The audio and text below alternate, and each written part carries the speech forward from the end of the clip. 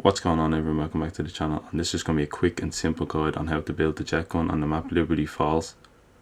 Now we know this is the first time the jet gun's returned since the map Transit in Black Ops 2, and there's going to be two ways you can get the jet gun. One is by spinning the mystery box and just testing your luck, and two is by getting the parts that are scattered around the map and bringing them to the workbench where you can craft it. So the first step is to activate the jet gun step. It's by running up these stairs in spawn, and the zombies are going to break out this door. We're just going to take care of these, and once you take care of these, you're going to hear an audio cue, and then there's going to be a jet gun workbench sitting there with the blueprints for the jet gun already sitting on top of it. So there's going to be 3 parts scattered around the map that you have to get, and you can do this in no particular order. So the way I done it was by going to the graveyard to the left of the church where Pack-a-Punch is located.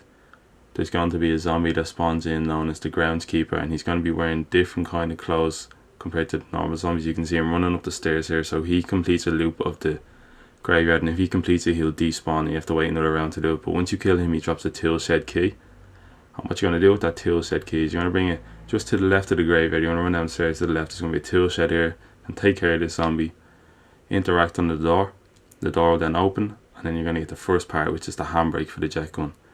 Now for the second part, it's going to be a crossing speed cola. We go to the flower shop. There's going to be a little pipe with a valve. Once you go up and interact on it, you're going to get the water valve, and you bring this to the bowling alley, the Liberty Lanes bowling alley. You shoot off this panel, put the valve in, and you're going to have to interact with it and feel the water pressure up. You can see the gauge in the top left of your screen, or whatever way your HUD is set up. Now once you're doing this, there will be zombies start spawning in, so it's quite tough on solo, but once you finish this gauge, water pressure being filled up, the zombies will despawn, and then out will pop a water pressure gauge. And that's part 2. In part 3, you're going to need a mangler cannon, or a zombie serum, and you're going to bring him to this gate just to the right of spawn, and you're going to get him to shoot at the gate. And once that shop is shot open, you're going to run inside. There's going to be little dig sites on the ground that you can dig up, and they will either shoot out vermins like this, or there will be salvage or armor plates that pop out. But there is, I think on the last one every time, it's going to be the last part of the jet gun, and it's going to be the electrical wire. So once you grab the electrical wire, you're going to bring it back to spawn, back to the room where you first opened with the zombies, and then you're just going to bring the 3 parts in, hold square to craft it, and then essentially that's it.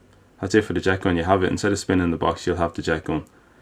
Now the jet gun has 2 different attacks. If you hold your main trigger button, it's just going to do a suction attack, which is, it's pretty good.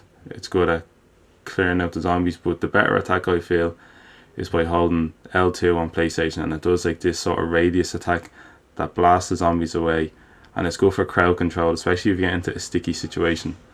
Now to upgrade the jet gun, there's no special tricks to it. You just bring it straight up to the Pack-a-Punch machine. 5,000 points for the first upgrade, 15,000 points for the second, and then 30,000 points for the third. And it's pretty good, especially if you're bringing it into the boss fight. It's very good for that crowd control in the boss fight, to clear it up from the sticky situations you may find yourself in. And that's going to be all for me today. So if you want to see more zombies tutorials, zombies gameplay, multiplayer gameplay, make sure to subscribe, like and comment on the video. Thank you all for watching.